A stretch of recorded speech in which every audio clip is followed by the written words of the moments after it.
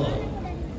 Nga naman nga magsige balik-balik sa atong mga teritoryo, nga kasagaran ang mga tao diha, dili man interesado.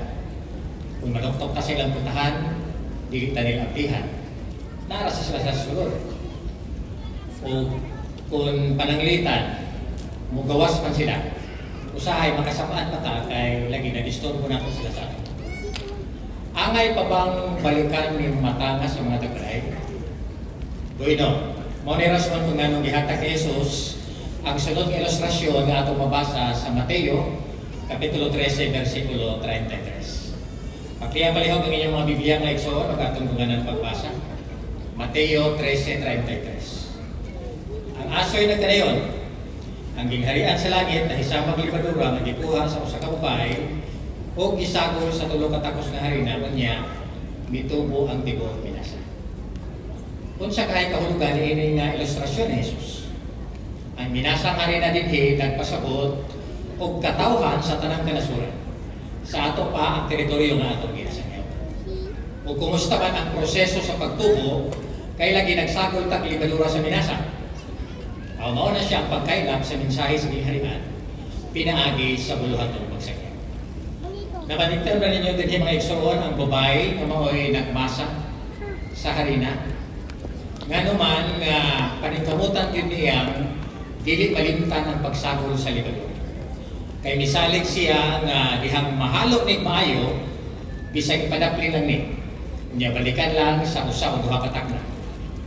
Ang minasa mo alsa, mudubli sa gibugaton. Hilom lang, dili makita, dili mamatigdan, pero ang chemical na proseso sa libadura tuwa sa ilalom nga human o taod-taod human sa pila ka gutlo makapaalsa sa minasa. Ang mensahe sa gingharian sa tinuoray lang mga igsoon, dunay susamang gahom.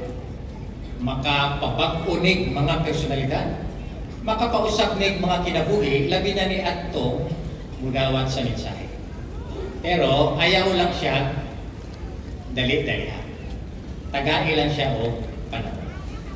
So unsa kang mga leksyon ang pwede natong mapadapat niini nga ilustrasyon sa libadura. Dunay duha mga igsoon. Una, salig lang nga si Jehova magpatubo gyud sa mensahe sa gingharian sa kasing-kasing sa individual. Kung kaya ning himuon ni Jehova diha sa mga nasod diin dili ang atong buluhaton, walay katarungan nga dili niya mahimo sa mga teritoryo nga subsob natong ginakubrihan. Doon na ba tayo kasinatian na magpakita ni Ana, tingong ebidensya? Si Franz of Market mao'y magtiayong bugos panahon nga na-assign sa usa ka gamayng lungsod sa Brazil adtong 1982. Apil sa nakaplagan nila ng mga Bible studies dito ang usa ka inahan nga doon na siya upat ka. Ang kamagulangang anak ni ining maong magtiayon, ani ining maong babae, mao'y 12 anyos, nga batang lalaki nga tuman ka maulawon, kay batang panahon nga magtuon sila sa Biblia, kanunay mutago ining maong bata. Galing lang na putol ang study, kay nag-assign ang magtiayon sa laing nasod. May chance makakatong gamayng paningkamot nga nasugdan, mutubo, 25 katuig sa ulahi mga igsoon, nakabalik ang mga magtiayon sa mga dapit kung sa may ilan nakapiga. Doon na yung kongregasyon dito sa usa ka bagong natukod ng Kingdom Hall sa 69 ang ilang pagmamantala o 13 kanila mga regular men. Asa kahat dito ang direktang epekto sa ilang paningkamot. Aw katong batang maulawon, siya na karon ang nagdumala imong coordinator sa body of elders niya ng mga kongregasyon. So ma-imagine tingali ninyo, no? Mga igsoon, no? Ang kalipay na gibati nining maong magyan.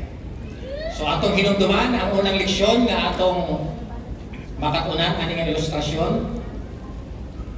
Salig nga patubuon yun ni Jehova ang mensahe sa gingharian sa kasing-kasing sa individual. Dirita sa ikaduha nga leksyon. Padayon lang sa pagsangyaw bisag walay makitang resulta.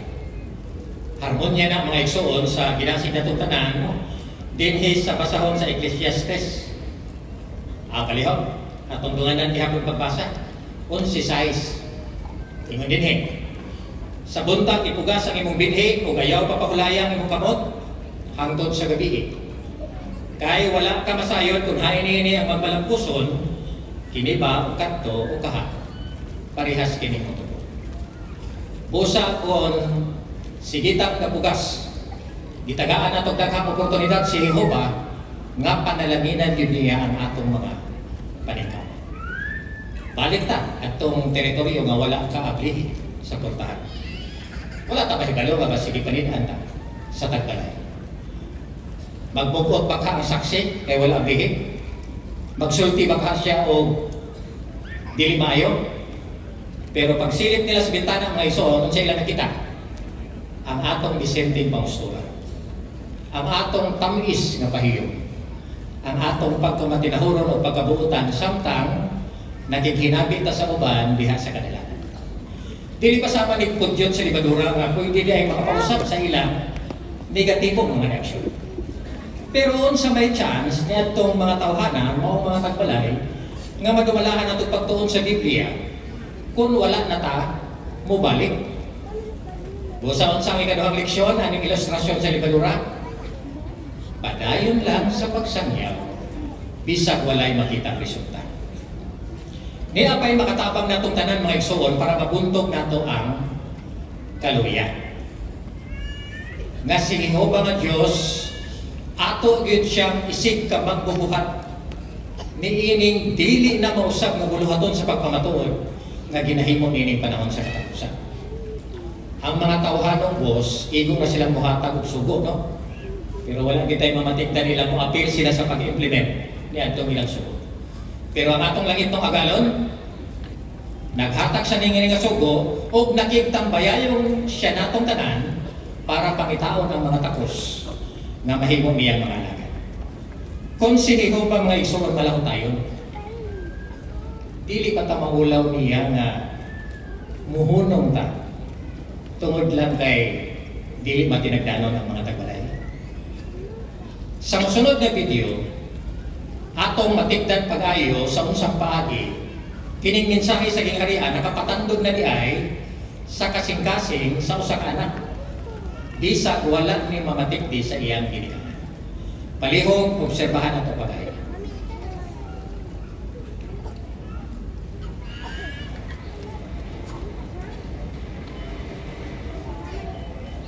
Uy, nindot kay tok imong anak gabi eh. Siguradong project ka niya ba? Oo, pero di pa dali maamong pagbansay ng bataan. Manglipay kit bisay pagusbag. May pa ka. Ako in town. Unsa man, Wala we, tara na.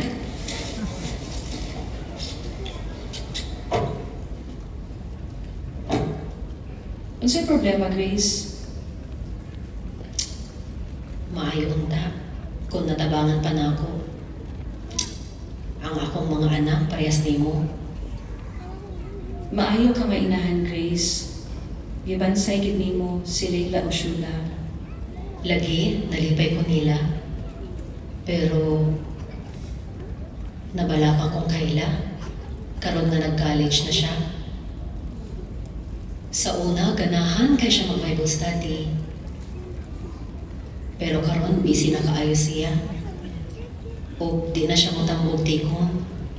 Kumusta tuod siya? Kayla? 15 minutes na lang, magsugod ng rally. Tanawa. Hala, nindot to, uy. Siyempre.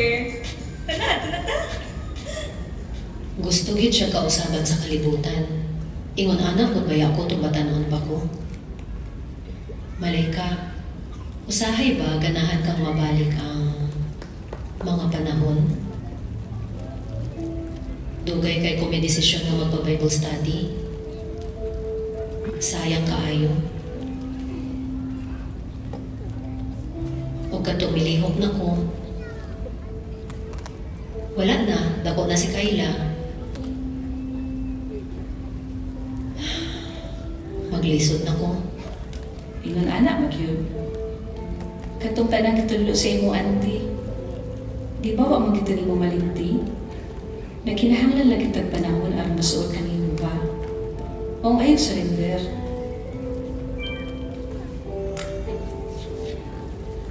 Panalaginan gyud ni Jehovah ang atong mga paningkamot na maabot ang kasing-kasing sa atong mga anak.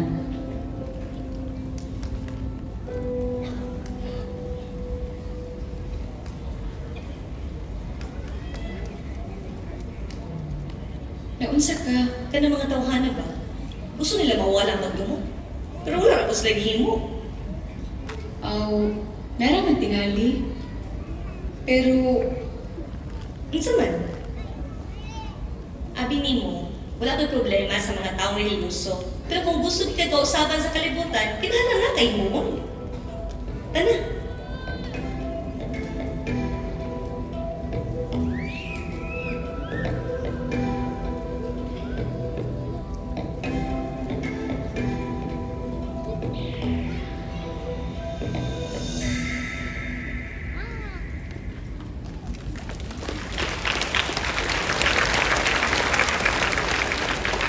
Si Grace sa video mga igsoon, ang inahan, nabala ka kayo, kaya ang iyang anak na si Kayla, wala talaga siguro yung chance na mahigong pangalaga ni Jehovah. Kung sa iyang i-share ang iyang concern na ito sa iyang partner sa ministry, nga si Malaika. Kung sa may giban ni Malaika niya. Di ba Grace, katong nag-Bible study ko ka, wala mong kudayo ni mo ang kamaturan ngayon na, bidagan pa magtaas na panahon. Kung sa eleksyon, ayaw lang kaluya. Padayon lang siyang nasika.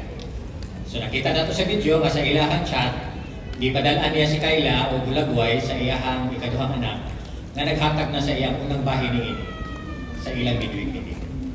Nakakato epekto kung Kayla. Aw sama lagi libadura, diling lang mo matita. Si Jehovah Baragyoy makapasabog kasing-kasing.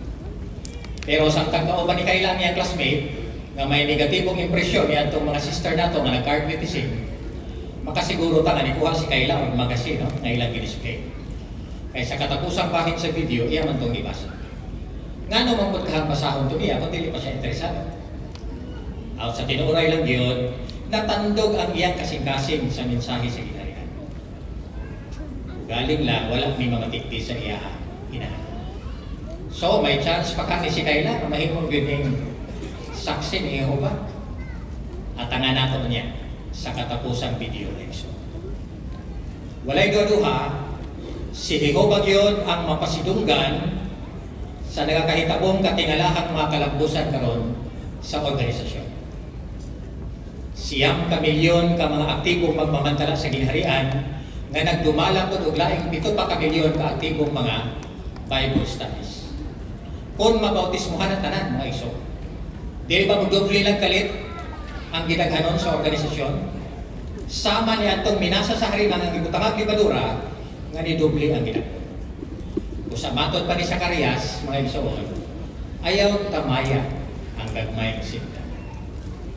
Doon na pa yung labaw kadakong kadungganan nga si Jehovah nga Diyos atong partner ni ini nga ministry. Atong nakita nga naningkamot yun ang Diyos nga Jehovah. Ubusa, kinahanglan nga atong timan-an ang duha ka leksyon ining ilustrasyon.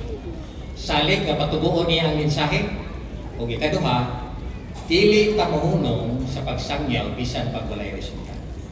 Kung kana ang atong determinasyon, atong maipakita sa Diyos nga Jehovah nga atong yung dilipay ang iyang kasing-kasing. Ug sa baylo, iyang puntang panalanginan ug kalipay hangtod sa kanto. Ipresentar ni Igsoong Lunisito Gorgonio, elder sa Kabaywa Congregation Asuncion, ang katapusang pakipulong ni ini nga simposyo. Pagpadapat sa maleksyon gikan sa mga ilustrasyon ni Jesus, balik.